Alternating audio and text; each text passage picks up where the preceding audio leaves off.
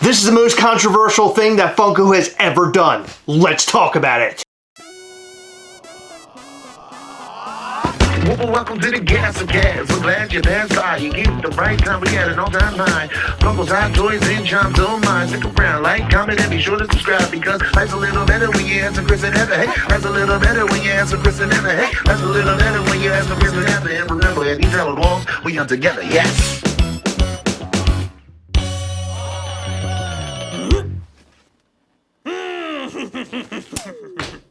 So with an opening like that, you're probably wondering, what is the most controversial thing that Funko has ever done? Dibs. I'm actually talking about Funko NFTs. You don't say. What's up with your hair? What do you mean? I'm trying a new look.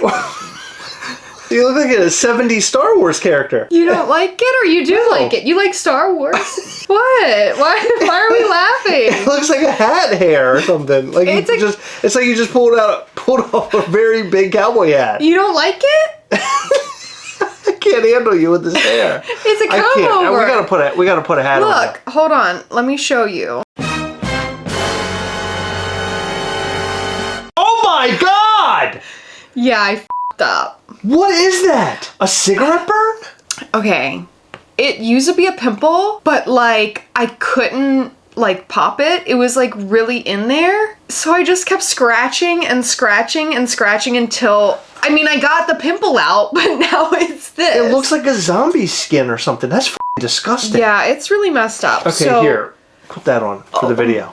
All right, so this is going to be our... This hat's really big. This is going to be for our 3-part NFT mini-series. Typically, we talk about Funko NFTs because we do enjoy them. We enjoy buying packs, we enjoy opening packs, and we enjoy either screaming and hollering that we didn't get anything or screaming and hollering that we got something really great. And the most recent drop was the Batman Dark Knight set, and we did pull a Bane and we pulled a Bruce Wayne, which was great. Yeah, even though Chris is a Marvel fan and not a DC fan. Okay. It was fantastic. Yes, it was fantastic. But there have been other drops where we picked up nothing. And after spending $100 or so, you get really pissed off when you don't get something because it's trash. I mean, there's been a couple times where we spent like hundreds of dollars and didn't get anything or hardly got anything. It's a tough gig. So Funko NFTs are pretty new. They only came out just a couple of years ago, and when they came out, a lot of people didn't really know what to think about them. Including us, and actually we sort of did know what to think about them.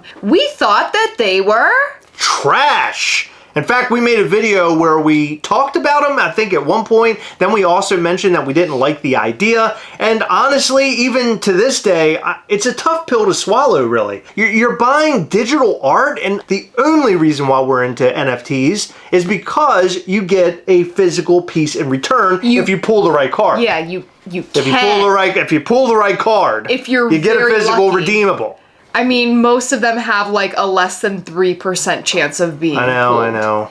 It's really f***ed up. So this is a physical Funko NFT redeemable Funko Pop. It comes in a really neat looking box. It comes with a special sticker, and it's a Funko Pop that you can only get through Funko NFT, and they're referred to as Pop Digital. Well, you say only through Funko NFT. That's semi-true, but after they land in people's hands, then you can buy them on eBay or Mercari. I mean, the only way to get them from Funko is through the Funko NFT system, or if you go to Buckeye in Arizona and you just happen to stumble upon a sale, maybe you get one there too. And that's a part of our 3-part series where we're going to discuss the ups and downs of the Funko NFTs. Mm-hmm. So right out of the gate, a lot of people weren't down with Funko NFTs at all. I only happen to like them because there's a limited aspect to the whole thing. Like this J Funko Pop, there's 2,100 pieces, and not all of these were redeemed. So I think there's only like 1,900 and some that are really out there in the world. Something like that, and I just want to say, I don't think there's been one NFT Funko Pop that actually has the correct amount on this sticker. I don't think any of them have been redeemed to their fullest potential. No, I don't believe so either. So the draw to Funko NFT is that they're limited Funko Pops, and a lot of people like limited Funko Pops, like us. Well, not only that, but a lot of people like to gamble, and I would consider consider this a gamble. But the problem with all of this is that it is very, very complicated to get into Funko NFTs. If you create an account over at digital.funko.com, you can buy from drop the different card packs. You can open them, but in order to trade them, sell them, buy them, you have to go to a secondary market. The one that we use is Atomic Hub. We actually have a video that explains everything you need to know about Funko NFTs, and we'll put that down in the description. Okay, so limited Funko Pops, complicated system, NFTs. Obviously, this is going to open up to mixed reviews. And on the other side of things, Funko not only makes money off of selling card packs, but they also make money anytime something is sold on the secondary market.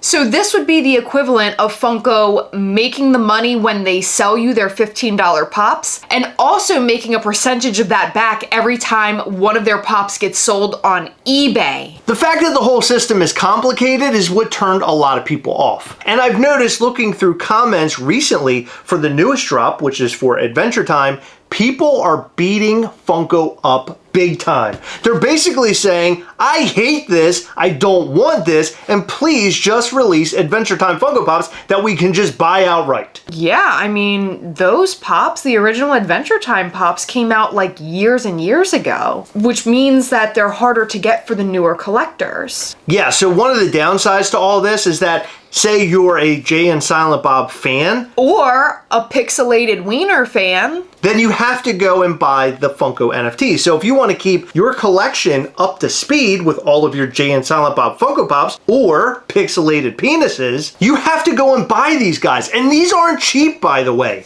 These Funko Pops on the aftermarket, after people actually get them in hand like this, they're upwards of $100 or more most of the time. Yeah. Some of them are a little bit lower, but for the most part, they're usually around $100 or more, which makes these Funko Pops super sought after. But if you're a fan of Jay and Silent Bob and you just want to keep up with the Funko Pops, do you really want to go and spend hundreds of dollars for a gamble at getting them, or on the secondary market to buy a piece like this one for, let's say, over $20, whatever the price is, over what the normal price of a Funko Pop is? I am very pro the NFT stuff only because I really like the limited piece aspect of it. Hold on, are you forgetting something? Because I think you are. Hit me.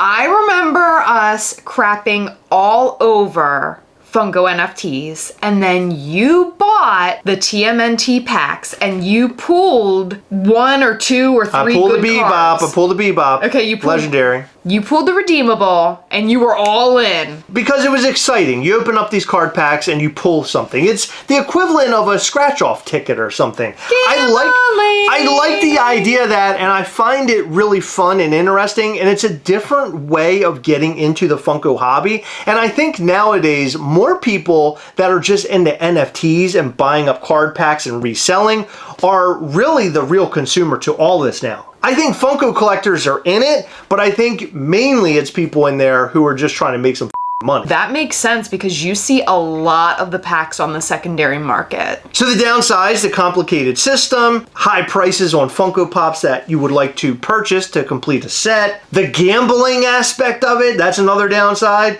But the pros to some of this stuff, in my opinion, the gambling, that could be a pro. I also like the limited aspect, and I like that there's value behind my Funko Pop. I think that's really, really great. But this isn't something that spoke directly to Funko fans, and a lot of people got very upset about it, i.e. the people talking on the Adventure Time post. I noticed this the other day, and I realized, wait a minute, there's a lot of people out there who do not give a about this at all. They do not care about the NFT stuff. My question is, as we go through this 3-part mini-series of videos, did this single-handedly push Funko collectors completely out of collecting Funko Pops? Did not expect that. Because in reality, when you're telling people that they have to jump through hoops, they got to learn new systems, they got to spend a lot more money in order to finish sets, why stay in the game anymore? If you're not interested, you're not invested in this new way of collecting, doesn't it feel like maybe this is the time to get the f*** out? Well, I'm gonna say no. And if you allow NFTs to get you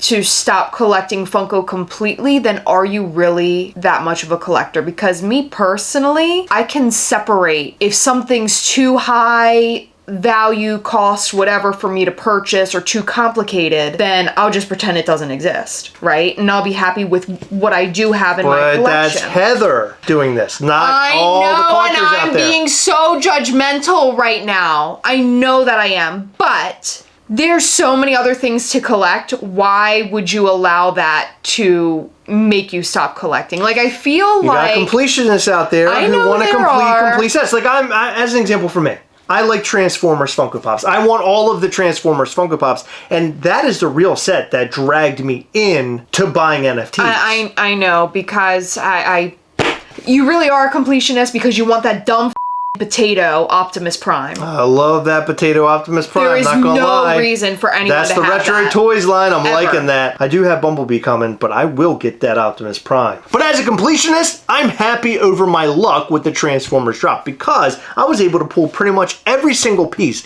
And the piece that I was unable to pull, I was able to make a trade or sell or buy in order to obtain it. So I was able to finish that set. But as a Transformers fan who does not have the luck, who is not able to finish that set, I really honestly don't know how that would have made me feel. If I had to go and buy all of these really expensive NFT Funko Pops to complete my Transformer set, that could have pissed me off. I'm not saying that I would have completely got out of Funko altogether right then and there. All I'm saying is I understand how that could force somebody to do something like that. Well, now that you're mentioning that, remember when they released that really, really low count gold hopper at Fun Days a few years back? Yeah, I do. I remember a lot of people selling their Stranger Things sets. They said, F it, I'm done because I'll never complete it. Absolutely, because you have completionists out there that want to get everything. Yeah, see, I can't think like that though, because if I did, I'd either be broke or be incredibly like unhappy and trying to complete all of these things. So I just like have my mind made up and I'm like,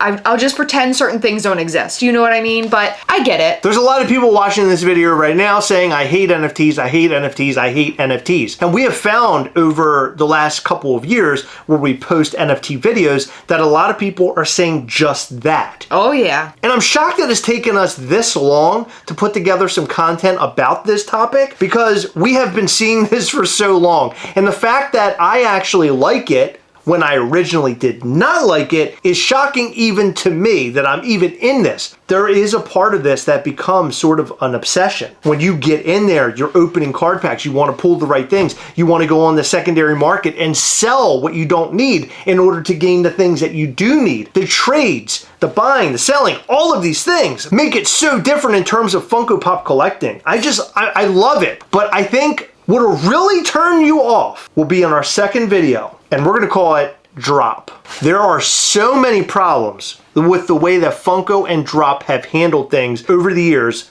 with Funko NFTs. And we have covered this topic a lot, sprinkled out through our videos, but we've never done a big series on this. So I'm feeling like we got our negative pants on right now because we did a negative series just like earlier this week and now we're doing another negative series. So now we're gonna have everybody calling us negative again as if they ever stopped, and we're gonna own it. You know what we should call it? The Drop.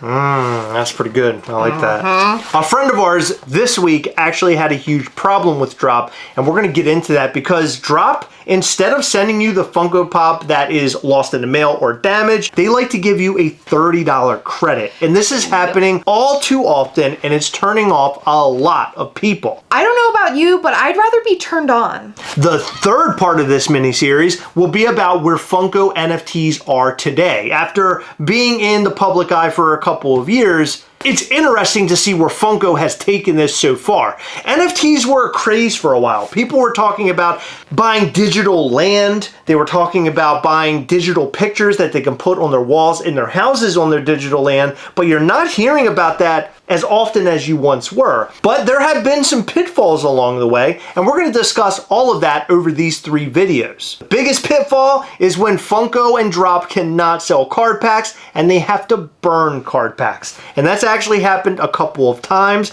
and we're going to go over all of that and the various sets that have been released since this has been going. Also, in the third video, we'll talk about where I think this will end up in the next couple of years, because I think this is going to grow, and we're going to see 3 very large names enter the arena. Disney, Marvel, Star Wars. Once those 3 names enter the Funko NFT arena, that's when the doors blow off, and that's when it sucks in everybody and their brother. Unless they decide to get completely out of Funko collecting because they just had enough. I don't know. You think they'll be drawn back in with all those big names? But with large drops like that, you have higher counts on limited pieces, which is another turnoff, and we'll talk about that as well. But we want to know what you think about Funko NFTs. Are you purchasing them? Have you been lucky? Have you given up on it altogether? Do you think this is pushing Funko collectors out of collecting Funko